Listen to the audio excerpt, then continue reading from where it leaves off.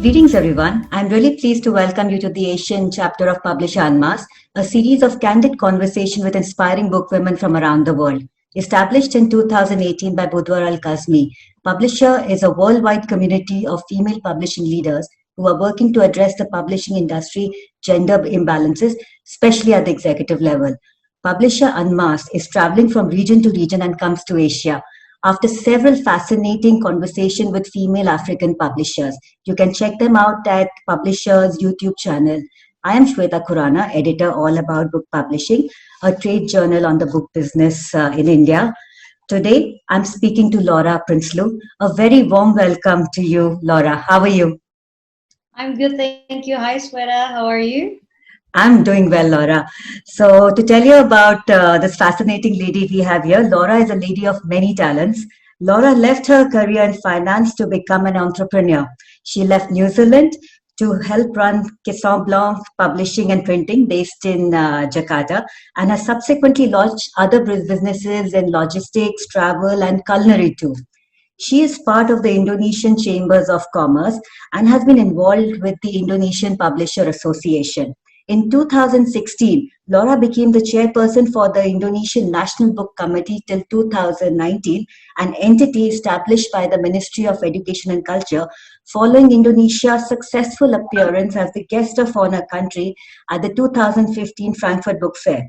She was also the head of the organizing committee for Indonesia as the market-focused country at the London Book Fair in 2019. In 2020, Laura co-founded and chaired the newly formed 17,000 Islands of Imagination Foundation, a non-profit organization working to improve the quality of literary and creative content in Indonesia. Recently, she was appointed as the vice chair of the organizing committee for the Jakarta Book City, an organization under the Jakarta provincial government which undertakes a whole lot of book activities, also including Jakarta's bid for the UNESCO World Book Capital City in 2022. Wow, indeed, Laura, that's quite a lot. So do tell us some more. You followed your dream to be an entrepreneur from finance to publishing. What is your journey in publishing and the challenges you have faced since? Yes, so I'm actually very new in the publishing industry, but I grew up in a publishing business because the publishing company that Cosign Blog that I helped run was founded by my father and together with my mother since 1979, and I've never really thought I was going to be a publisher. I've been always in love with numbers. So my degrees, both my master's and my bachelor and my master's, were in mathematics because I really wanted to be an actuarist. So I never it never came across my mind to be a publisher. I saw my dad, because he loves books so much. So he was at the office almost from morning to night together with my mom. But then in 2010, when the publishing industry in Indonesia was taking a downslope, my parents said, well, if you want to be an entrepreneur later on, then this could probably be, a good learning curve for you to run the company. But I never knew that it was going in a downslope. So talking to my husband, and we then decided to move to Jakarta, and it was really an interesting and a learning curve for me because I had to study and get to know people. I mean, I barely had any friends in Indonesia because I left the country when I was 16. So it was an interesting learning experience, and I think I learned so much from people just being in a network of publishers. Any specific challenges you faced once you joined in? In the beginning, for me, the human resources was the biggest challenge managing companies in Okay. Indonesia, because I mean, we have so many good ideas, source of capital, but the execution relies a lot upon the people, and there is a huge gap in work ethics from what I experienced in New Zealand to what I experience here.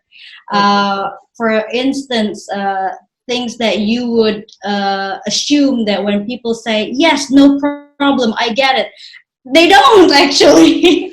And things like that.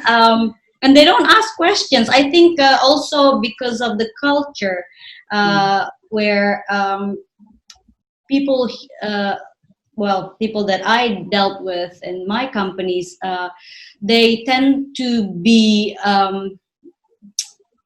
very obedient.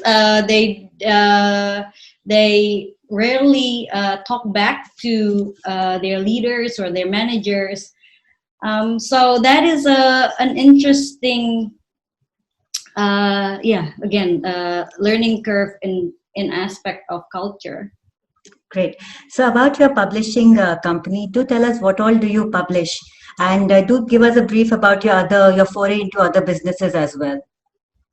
Yeah. So Cosign Blog is well known for language learning materials. So we have learning materials for 20 languages, but we do publish other books. We publish politics, business, children's books, but we've always been known to be a language publisher. So when I joined in, the first thing I did was expand the distribution channels, because obviously sales was an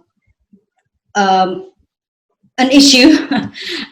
We know how to create a good content, but to sell is a different story. And I saw that back then 60% of our revenue comes from the major bookstore in Indonesia. There's this one bookstore that pretty much is the biggest.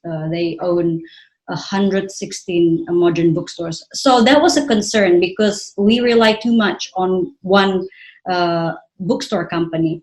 So then we opened our own bookstores, and we opened in malls. We opened only to sell our books. And then I looked at the data from the bookstores, where majority of the market share in books revenue comes from children's books, about 20 to 23% over the last few years, and it's been consistent.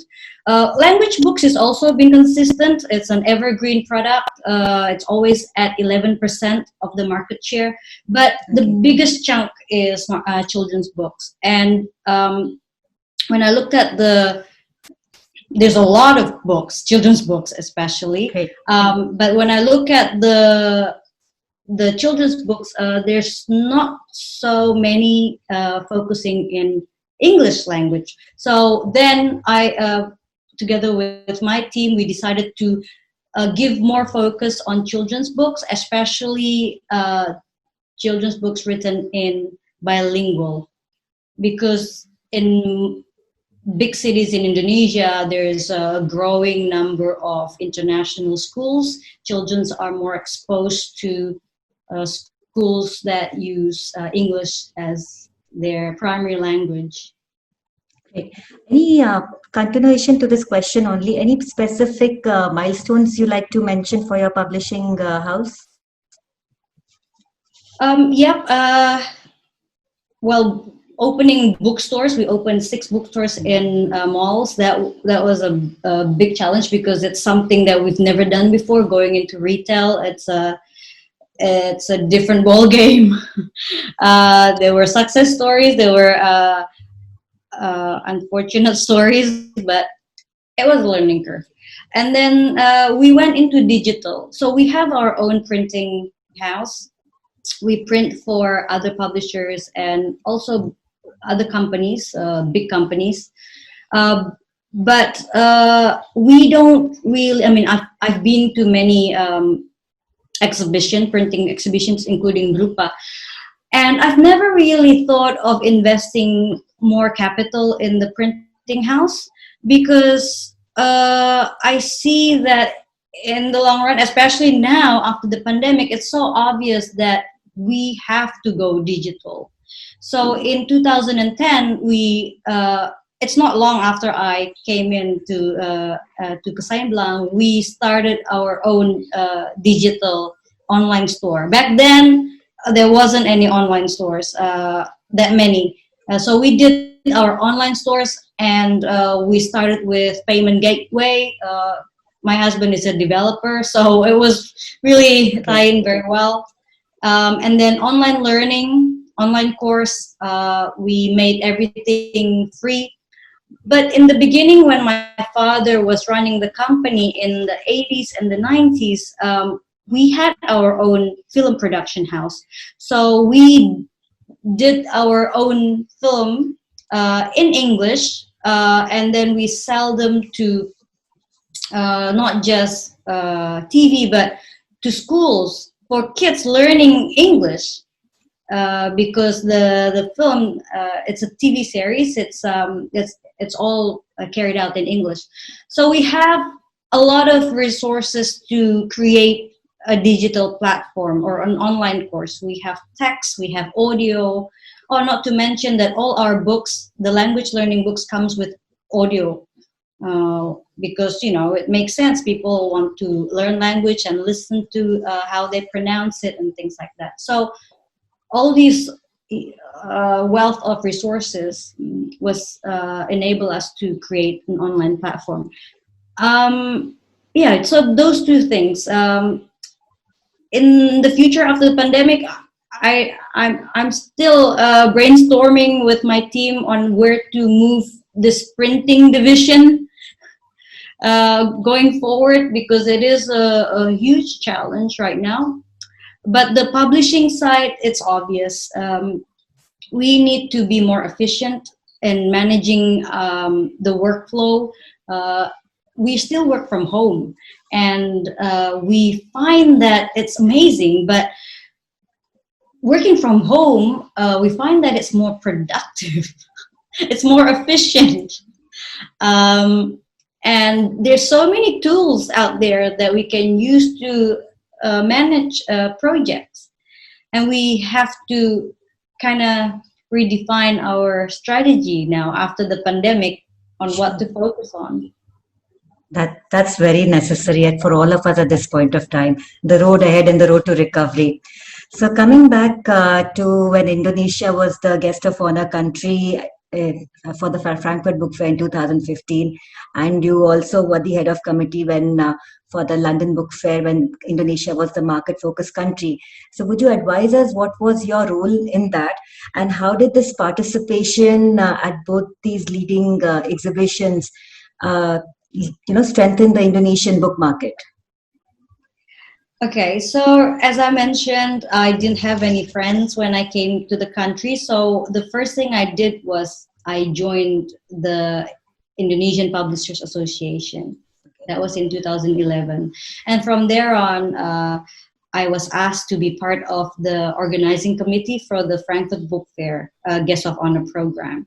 And then there I was the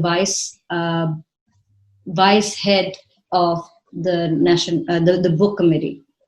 And then, so I handled everything that was going on with the books being curated, displayed, programs at the national stands and things like that.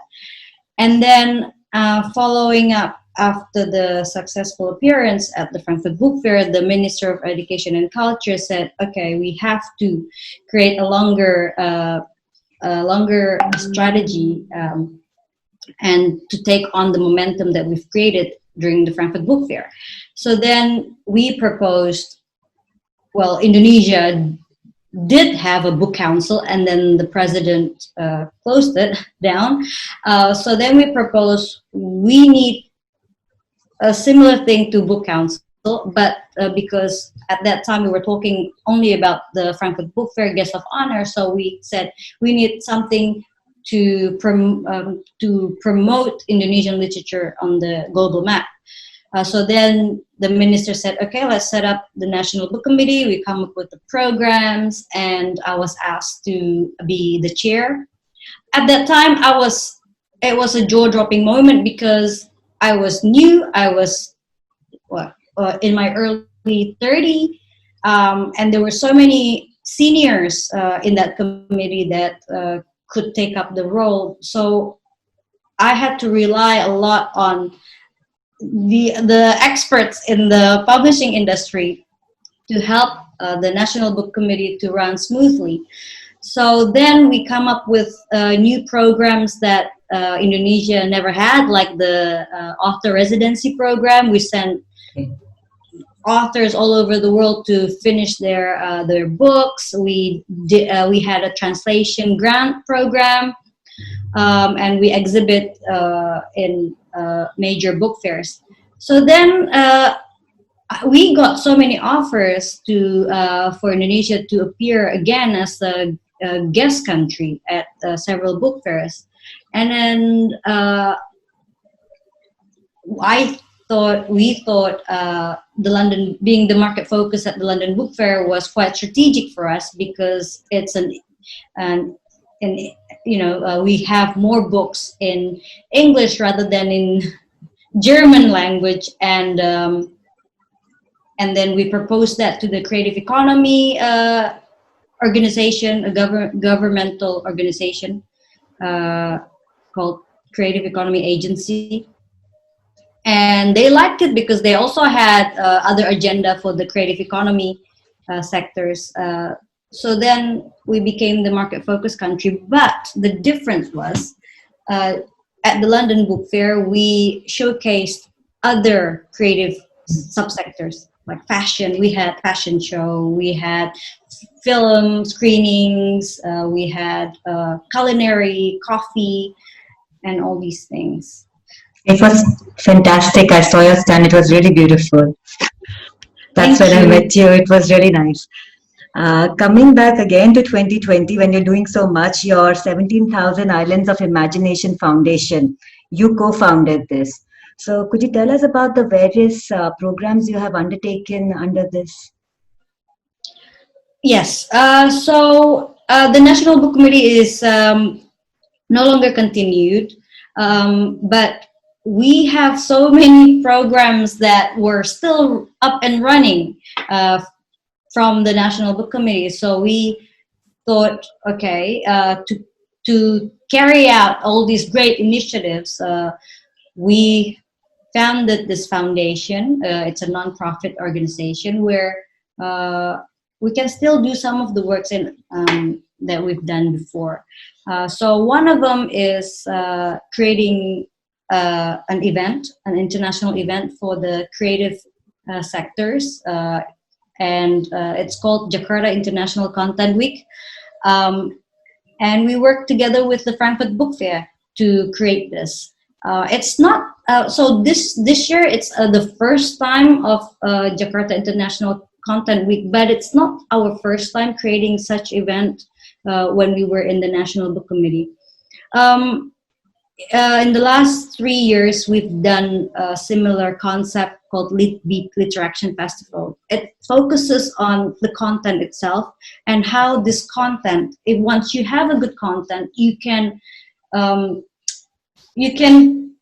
have it and serve it in so many platforms, books, music, and film, and that's the conversation that we want to have also in the Jakarta International Content Week, because I think the publishing industry is being challenged right now.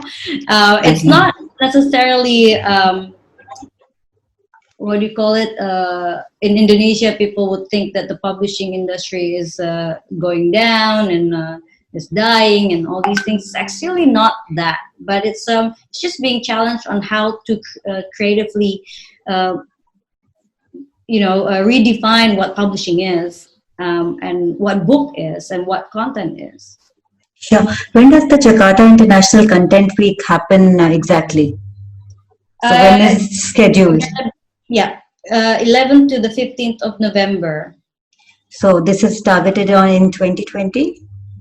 Yes, in 2020. Oh, that's exciting. So it's going to be digital, or what's the program going to be? Well, initially we've already booked a huge stadium, but because of the pandemic, Yeah. we probably have. Well, we definitely have it digital, but we're aiming to also have a physical one as well, catering for the local market. Um, because I think we can still do a physical event with a social distancing measures. And what about international participants? Would they be involved? What is the objective and focus there? Yeah, so this is specifically for the Asia Pacific market region, Okay. but it's open for the rest of the world. And the topics discussed would be around books, literature, film, culinary, cosplay, and other platform like AI or IP, merchandise, things like that. So yes, the speakers would be from international speakers from all over the world, but obviously traveling is at the moment very difficult. So the international speakers would be on the digital platforms. So have you already started promoting the event? Will be soon because actually we have a few other big events that need publication. So we're trying to prioritize and organize the time correctly so Step it by step. doesn't overwhelm the media, you see. Exactly. One has to go step by step. So now you're also the head of committee for the Jakarta Book City, and which is related for so many book related activities. So do tell us about the initiatives there. Okay, so this is one of the initiatives that we started at the National Book Committee. I mean, the goal for us back then was to create an international hub here in our country. So we might go all over the world, but we also want to have an international hub here because we have so many people. We have so many publishers. We are the fourth most populous country in the world, but yet these great opportunities in Frankfurt, in London, not everyone can enjoy because it's costly to go there. So we wanted to have something in Indonesia. And so the proposal to the government of Jakarta was to bid for the title of the UNESCO World Book Capital City. And they've agreed. So in order to create this vision of creating Jakarta as a city that are book friendly, reading place, cultural hub, the Jakarta government created a committee called the Jakarta Book City. And under this new committee, we have so many programs. Sounds awesome. Yeah. So that's why I need to time the press release of each event strategically so it doesn't overlap. That sounds fantastic. That's why I call you the lady of many talents. You're handling so many roles completely. You already told us a little about the Indonesian book market. Could you give us a little more brief about it? And also how the Indonesian Publisher Association at this point of time is supporting, the book industry per se in Indonesia. So I'm no longer in the Publishers Association. Okay. But the current COVID situation in Jakarta specifically is not really good. Many industries, especially the publishing industries, the publishers, have decided to continue the work from home, including a major publishing company in Indonesia has decided to continue working from home onwards. So it's going through a challenge, and during the what do you call isolation period, where the bookstores were closed, some publishers have reported that sales have gone down by up to 90%. And we've had many webinars talking about how the pandemic changes Indonesian way of spending. And one of them is books is not a priority right now. And it's sad because if I hear how in Europe book sales have gone up during the pandemic, during stay at home, and even Germany, I heard the sales year to year dropped only by 4%, and it's gonna go back to normal. That's not the case in Indonesia. And one comment that I've heard even from an audience of mine said, "Oh, book is priority number 26. We've lost our jobs. Finance is very tight. We're going through recession. So books is not priority." And it's sad because the side effects of that is we are seeing more and more pirated books are being spread online through WhatsApp, through internet, even through emails. I mean, people are forwarding PDFs of books, popular best-selling books. And this has become a big problem right now, where many publishers are struggling, and then the piracy has gone up. So we have to do something about it, not just the book stakeholders, but the government needs to intervene. Sure. And in terms of the crisis, did you see any innovations, like the way the publishers responded to counter the crisis, or any other concerns you'd like to share? Well, I am just amazed to see how the Indonesians are very agile. They have managed to adapt to the new situation and adapt to the technology. I saw a survey saying that 79% of Indonesian events are now already converted to digital.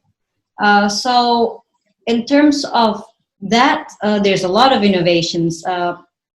Publishers are promoting their books not just on the e-commerce market, but also on Shopee Live. You have Shopee there?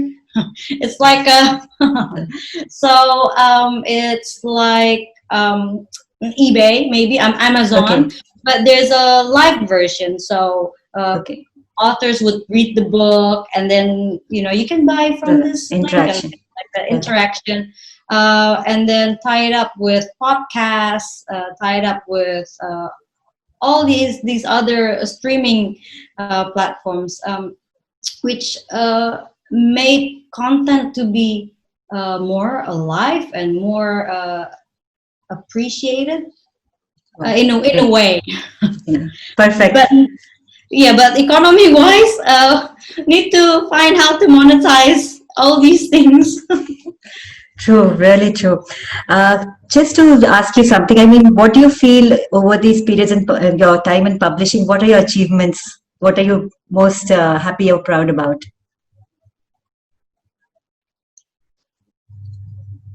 During my time in the publishing, Yeah. well, it's one of them is knowing that during our 3 years, was it 2006, 2008, 4 years of running the National Book Committee, we've encountered so many great experiences and interaction with people from outside Indonesia. But I am just surprised to see how Indonesian content was well received overseas, and that is shown by over the span of 4 years, we managed to sell 1,500 more books overseas, and this is a number that came from zero. That's quite Almost remarkable. close to zero, exactly, close to zero, and this is thanks to foreign publishers that trusted our content. Being published overseas obviously had so many other implications, including, our authors are invited overseas to speak about their books, being promoted, and have the opportunity to go for international recognitions. And that is something that not just me, I'm sure other fellow Indonesian book enthusiasts here would be proud as well. That's quite an achievement, Laura, I must say. Coming to my last question, with PublisHer, we are connected. So why do you think PublisHer is so important? PublisHer. PublisHer. Oh, yeah, PublisHer. PublisHer. Yes. This is funny because in the National Book Committee, there were so many women there, and we used to joke around and said that we are PublisHer because we are women. So it's a term that we are used to, PublisHer. So when I heard about this group, PublisHer, I think it was launched last year, 2018. 2018. But I think I've heard about it last year at the London Book Fair. I thought, well, this is us. And it's very important because we had so many programs that talk about women in publishing, women authors, including, I think, more than half of the authors that we promoted many times at the international book fairs are women. And it's interesting because, Indonesia is very, what do you call it? Traditional in some aspect. We respect our culture, and as a woman, we are a lot of, traditional mindset where the older generation would assume that you're a woman, you need to take care of the house and things like that. So, including my family, not my parents, but my grandparents, definitely, if I go to work, they would frown. Anyways, so, and it's and we as women need to strengthen each other because we don't know what type of background they come from, what family perception and things like that. And it's also obvious that a lot of executive roles here are not being filled in by women. So yes, there's more women in the creative industries than men. There's a stats from the creative agency that shows this, but not at the management level. Okay. And there's so many reasons for that, but just reflecting from my own company, we also have a lot of women, but the women tend to not be able to work overtime because they have to be at home. The kids are off from the daycare and they have to be there. They have to pick up the kids before the husband shows up and things like that. So sometimes it's difficult to have certain roles that require you to compete with men that can put in the hours and that can be sent all over Indonesia with no problem, and that's a challenge. And when I was at the National Book Committee, I had to travel overseas so many times, and there were even times when I had to stay in Germany for 3 months. Not 3 months, maybe 2 months, but months. Quite a lot. More Yeah. than- and if I didn't have a husband like my husband, I could have been killed. My God, this has been fantastic, Laura. I think that's why PublisHer helps us all. PublisHer, I would say, helps us all, to stay connected and to strengthen each other, which is most important. And I mean, thank you so much. It's been a fantastic conversation. Wish you every success. And just want to thank PublisHer again and our viewers. Thank you so much. Thank you, Thank you Laura. so much, Shweta. It's been fun. It's been fun. Thank you.